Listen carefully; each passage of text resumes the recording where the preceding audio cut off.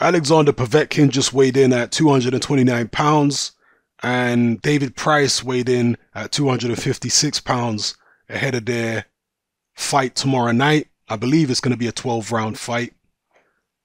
229 for Povetkin is normal. He normally weighs in the mid to high 220s, so perfectly normal weight for him. David Price at 256, it's heavier than he was prior to being with Dave Coldwell. I know he's no longer with Coldwell. They split after the Christian Hammer fight. But when he was with Coldwell, he went way up in weight. He was way up in the 270s when he was with Coldwell. Well, he's calmed down from being in the 270s, but he's still not as light as he was against Tony Thompson, for example, or against Erkan Tepa or Parla or any of those guys he fought around that kind of time. Certainly not as light as he was against Audie Harrison, you know, Sam Sexton, all them kind of guys there, where he was in the 240s for a lot of those early fights. So 256, his weight is coming down.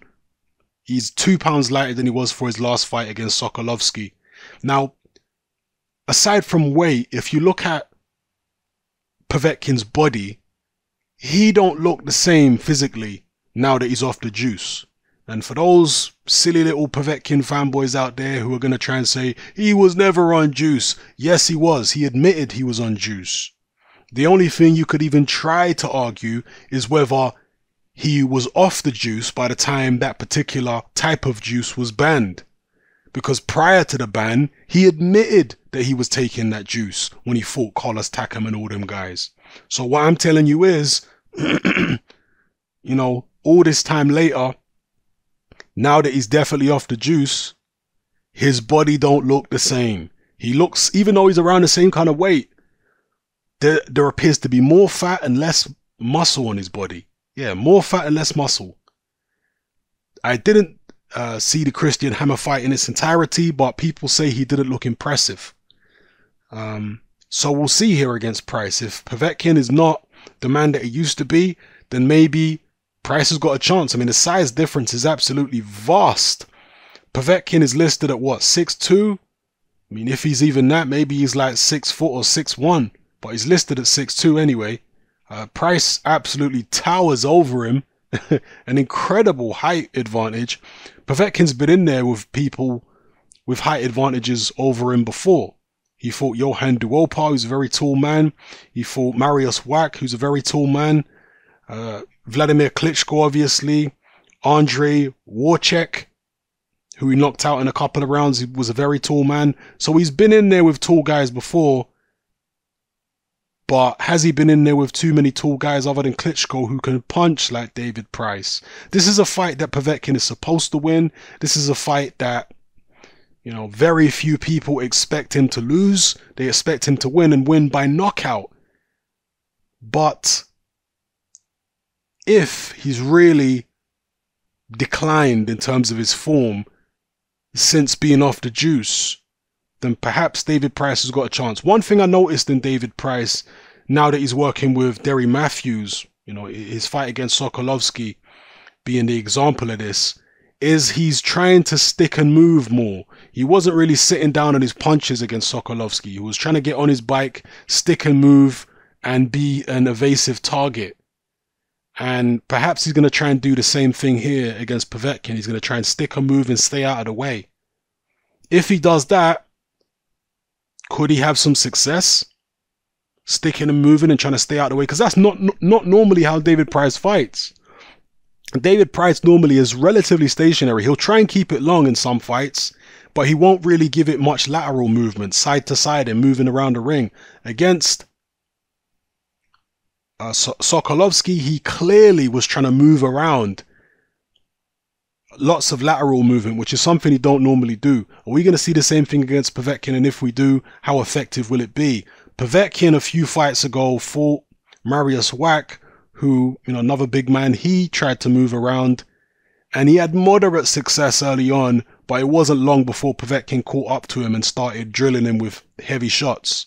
But Mariusz Wach is known for having a tremendous chin, and he lasted until the 12th round where the fight was stopped because of facial injuries. But again, do we know that Povetkin was clean in that fight. I suspect he wasn't. In fact, let me look when that fight was. Oh yeah, the Marius Wack fight was before.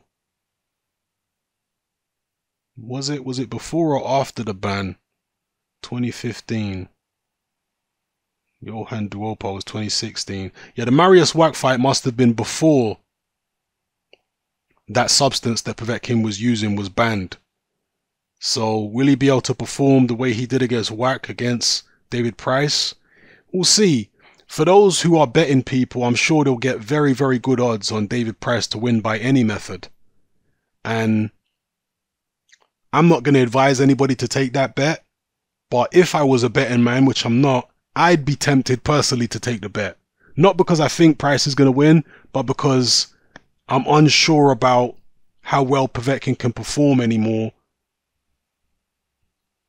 And Price does have the natural size, height and reach and punching power and all that kind of stuff. If he can use it just for this one night effectively, you know, I might, if I was a betting man, take that bet with the bookies, you know.